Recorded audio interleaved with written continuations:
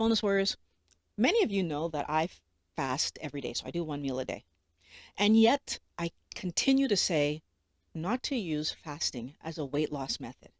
In today's video, we're going to talk about what is it exactly that I mean. And by the end of this video, you're going to fully understand why fasting is amazing and yet not to be used as a weight loss method.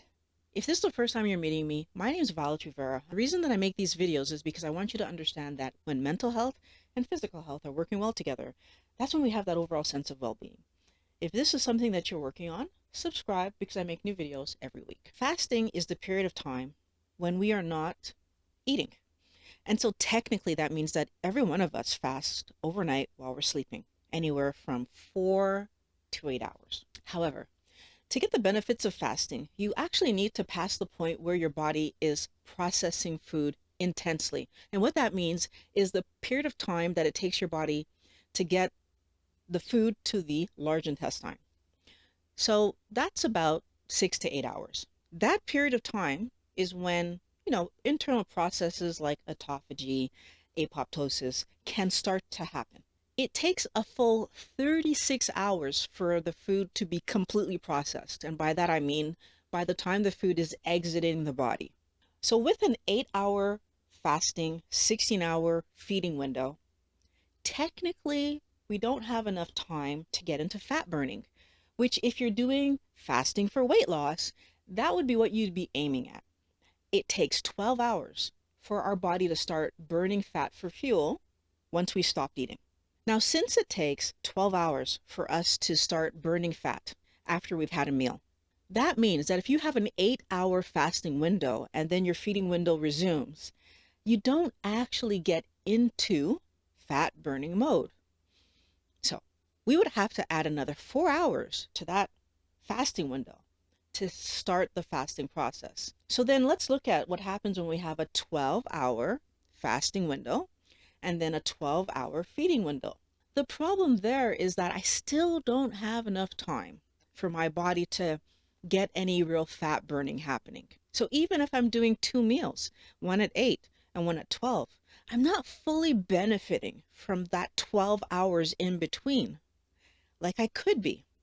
And this is part of the reason then that I would encourage people, if you're going to do this, to focus more on having a 16-8 window.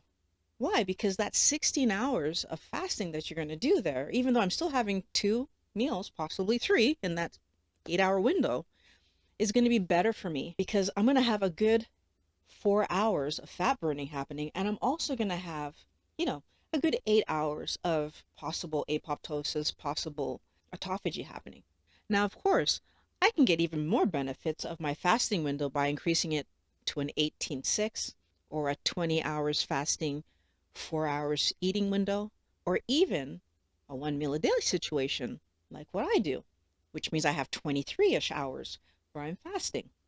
And all of this sounds like a really good reason why we should use fasting as a weight loss regimen. Except insulin directs a good portion of what the hormones in our body is going to do. And if I'm coming to fasting as a way to lose weight, and I'm starting there, so I'm going from standard American diet to a fasting protocol, I'm going to need to manage my insulin. So what's going to happen is I'm going to come from eating standard American diet, and then I'm going to try to go 12 hours, 14 hours without eating. And insulin, because of the last meal I had was a standard American diet meal, put all that sugar away, is pushing me to eat. And that's going to be very, very intense, and I'm not going to be able to do it. Now, let's imagine for a second that I do push through and I just don't eat. I'm starving.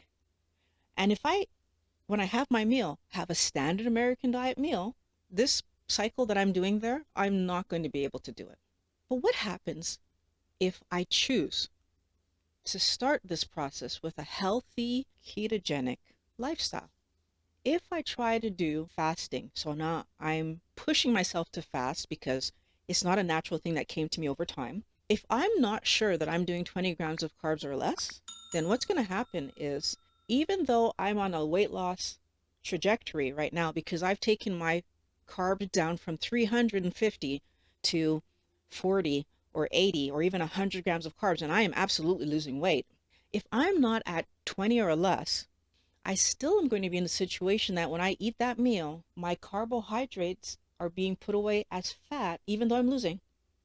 And I'm still going to struggle to make it to 12 hours, 14 hours, 16 hours, because insulin is still going to be high. Possibility number one.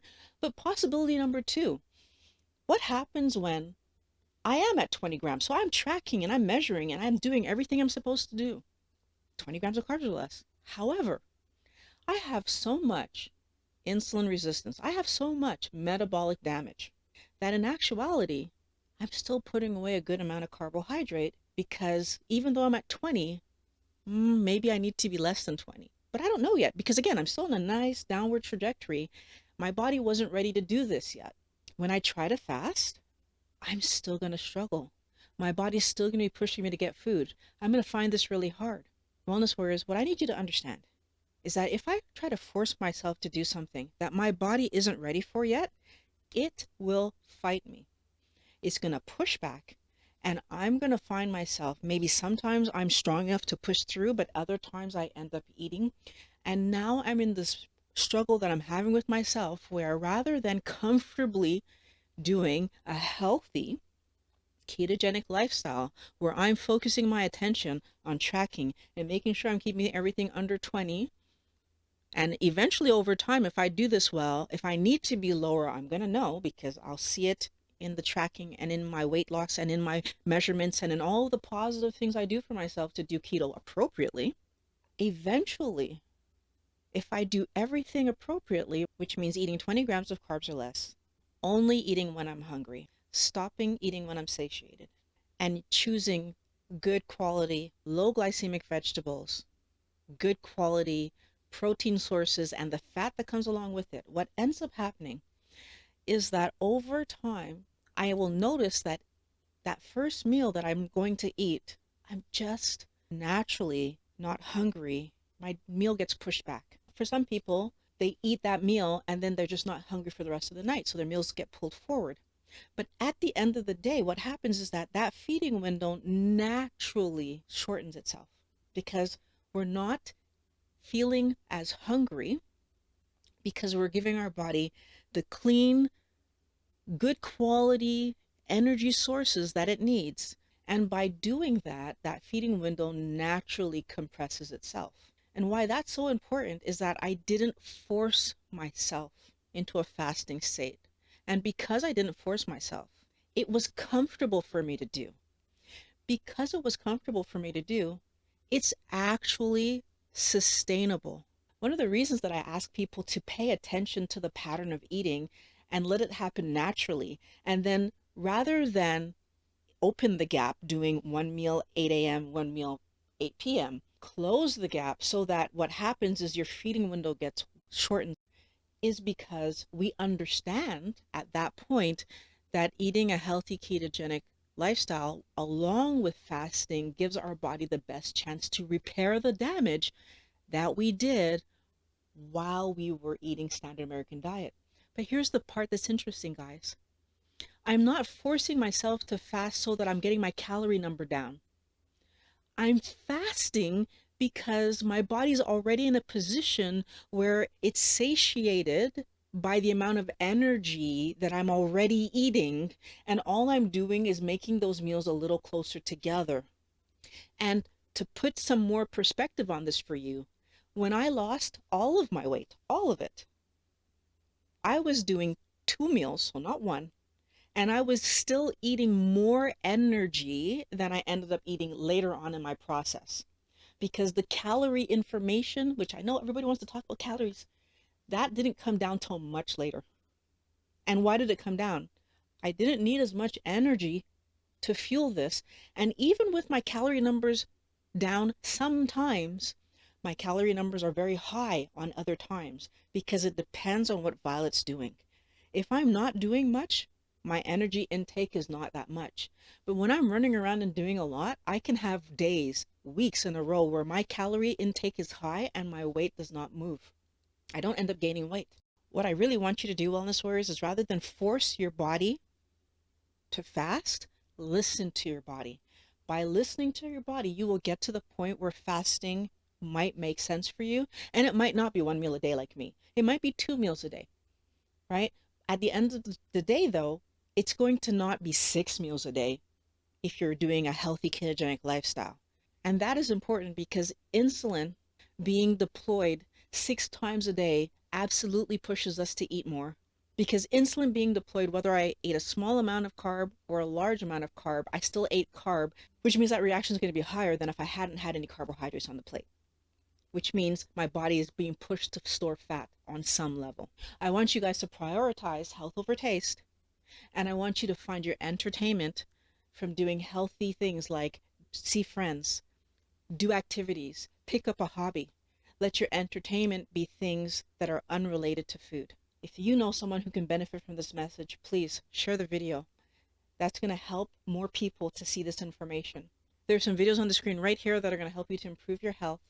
Wellness Warriors, I'm always so happy when you come back. Everyone who's new, welcome. I want to thank you for watching Mind Blowing Health and Wellness with Violet. I can't wait to talk to you guys again next week.